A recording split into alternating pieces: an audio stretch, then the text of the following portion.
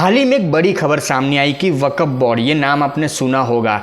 इस वक्फ बोर्ड पर केंद्र सरकार की कैंची चलने वाली है, मोदी सरकार की कैंची चलने वाली है। अब ये वक्फ बोर्ड किसी की संपत्ति हड़प नहीं कर पाएगा। कभी हिंदुओं का पूरा गांव तो कभी 5 स्टार होटल, जिसको ये वक्फ बोर्ड अपनी जायदाद बना चुका है या बता चुका है। कहा जाता है कि इस समय, हाल ही के समय में वक्फ बोर्ड के पास देश में करीब 8.5 लाख से भी ज्यादा संपत्तियां हैं। इन संपत्तियों का क्षेत्रफल 9 लाख एकड़ से भी ज्यादा है, आप सोचिए। पर वक्फ बोर्ड की जो ये शक्तियां है, उसके ऊपर नियंत्रण लाने की तैयारी मोदी सरकार ने कर ली है। मोदी सरकार के इस निर्णय के ऊपर हम डिटेल में बात करेंगे, इस वीडियो में हम जानेंगे। साथ ही साथ इस वीडियो में मैं आपको वो अहम बात भी बताऊंगा कि किस तरह कांग्रेस ने वक्फ बोर्ड को असीमित अधिकार दिए थे।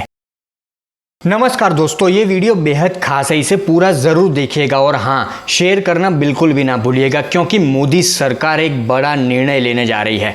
वक्फ बोर्ड पर नियंत्रण लगाने की तैयारी की जा रही है। मोदी सरकार संसद के जारी मॉनसून सत्र में 5 अगस्त 2024 को वक्फ एक्ट में संशोधन बिल पेश कर सकती है। सूत्रों की माने, मीडिया रिपोर्ट्स की माने तो कहा जा रहा है कि 2 अगस्त को कैबिनेट ने वक्फ अधिनियम में लगभग 40 संशोधन को मंजूरी दे दी है। इन संशोधनों का मुख्य उद्देश्य वक्फ बोर्ड की किसी भी संपत्ति को वक्फ संपत्ति बनाने की शक्तियों पर अंकुश लगाना है। अब 5 अगस्त को एक विशेष तारीख मोदी सरकार के लिए मानी जा सकती है, क्योंकि यही वो दिन था जब आर्टिकल 370 को हटाया गया था और 5 अगस्त 2020 को अयोध्या में राम मंदिर को लेकर भूमि पूजन किया गया था। और अब मोदी सरकार, एनडीए सरकार 5 अगस्त 2024 को ये बिल वक्फ बोर्ड को लेकर संसद में पेश कर सकती है। अब वक्फ बोर्ड के ऊपर ये नियंत्रण लगाना इसीलिए ज़रूरी है क्योंकि जो विवादित संपत्तियां है, जिसके ऊपर वक्फ बोर्ड का कब्जा है, उसका सत्य क्या है वो सबसे पहले तो सामने आए। देश के कई राज्य है, अलग अलग राज्य है, जहां पर कई संपत्तियां है जिसके ऊपर वक्फ बोर्ड ने अपना दावा किया है और इसको लेकर काफ़ी विवाद भी मचा हुआ है। मतलब ये तो हुआ ये कि वक्फ बोर्ड वालों को कोई ज़मीन पसंद आ गई, कोई संपत्ति पसंद आ गई तो उसके ऊपर दावा ठोक दिया कि ये हमारी है, अब इसके ऊपर नियंत्रण लगेगा। वो लोग ऐसा नहीं कर पाएंगे क्योंकि ऐसा पहले हो चुका है।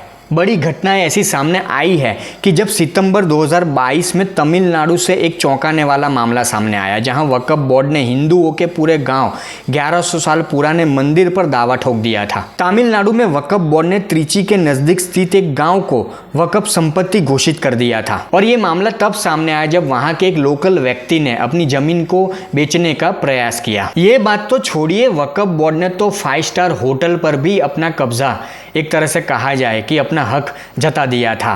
कि अप्रैल 2024 में ऐसा ही एक मामला हैदराबाद से सामने आया, जहां पर तेलंगाना वक्फ बोर्ड ने राजधानी के एक नामी 5 स्टार होटल मैरियट को ही अपनी जागीर घोषित कर दिया था। पर फिर ये मामला हाईकोर्ट में पहुंचा और हाईकोर्ट ने वक्फ बोर्ड का जो ये मंसूबा था जमीन हड़पने का, होटल को अपने नाम करने का, उसके ऊपर पानी फेर दिया। अब वक्फ बोर्ड को लेकर ये नियंत्रण लाने की कोशिश मोदी सरकार कर रही है, तो इसको लेकर कुछ हमारे देश के महाज्ञानी, अति महाज्ञानी लोग हैं, उनको मिर्ची लगी होगी या लगेगी जब ये बिल पास होगा या इसके ऊपर कोई आगे प्रोसीजर होगी।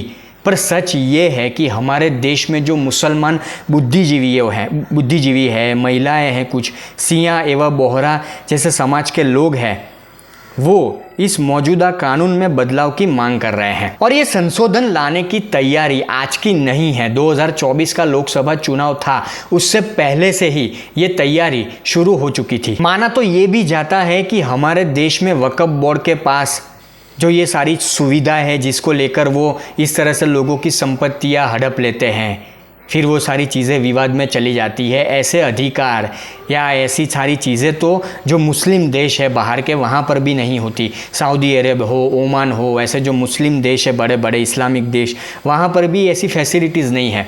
हमारे ही देश में ये सारी चीज़ें इतनी आसानी से चल रही हैं और आप हैरान हो जाएंगे। कुछ आंकड़े मैं आपके सामने रखूँगा कि मीडिया रिपोर्ट्स की माने तो कहा जा रहा है कि विभिन्न राज्यों में वक्फ बोर्ड के पास इस समय करीब 8.7 लाख संपत्तियां हैं। इन संपत्तियों का क्षेत्रफल करीब 9.4 लाख एकड़ है। अब सबसे महत्वपूर्ण बात, जानने वाली बात कि वक्फ बोर्ड इतने सालों से ये सारी चीज़ें हमारे देश में कर रहा है। लोगों की ज़मीन संपत्तियां हड़प कर रहा है, किसी की भी ज़मीन पर अपना दावा ठोक देता है। तो यह अधिकार, असीमित अधिकार उसको किसने दिया? किसने दिया? हमारे देश में एक ही तो है, कांग्रेस पार्टी। अब वक्फ बोर्ड को कांग्रेस पार्टी ने किस तरह से असीमित अधिकार दिए उसके ऊपर जाने तो साल 1954 में पंडित जवाहरलाल नेहरू की सरकार के समय वक्फ अधिनियम पारित किया गया था। इसके बाद इसका केंद्रीयकरण हुआ। वक्फ एक्ट 1954 वक्फ की संपत्तियों के रखरखाव का काम करता था। इसके बाद में इसमें कई बार संशोधन हुआ। साल 2013 में कांग्रेस के नेतृत्व वाली यूपीए सरकार ने बेसिक वक्फ एक्ट में संशोधन करके वक्फ बोर्डों को और अधिकार दिए। मतलब पहले कम थे, तो 2013 में जब यूपीए की सरकार थी 2004 से 2014 के बीच, तो उसमें भी और अधिकार वक्फ बोर्ड को कांग्रेस की सरकार की तरफ से दिए गए। अब हमारे देश में कुछ विपक्षी राजनेता है, मैं नाम नहीं लेना चाहूँगा, हर समझदार और जानकार व्यक्ति को समझ में आ जाएगा कि कौन इस बात को लेकर हंगामा मचाएंगे आने वाले वक्त में। इनको लगेगा इनके हिसाब से मुसलमानों पर ज़्यादती हो रही है, मुसलमानों के साथ नाइंसाफ़ हो रहा है। तो क्या वो इंसाफ है जो मतलब वक्फ बोर्ड कहीं भी किसी भी संपत्ति पर अपनी दावेदारी ठोक दे, किसी की भी संपत्ति को अपनी बता दे? तो ये क्या सही है? अब हमारे देश में विपक्षी नेता है जो महाज्ञानी है, महाप्रतिभाशाली है, उनकी बातों को वैसे सीरियसली लेना बेवकूफ़ी है। पर केंद्र सरकार, मोदी सरकार जो कर रही है वक्फ बोर्ड को लेकर, या ये नियंत्रण का जो काम वो कर रही है, बिल वो पेश करने वाली है, वो बिल्कुल सही है। ये होना ही चाहिए।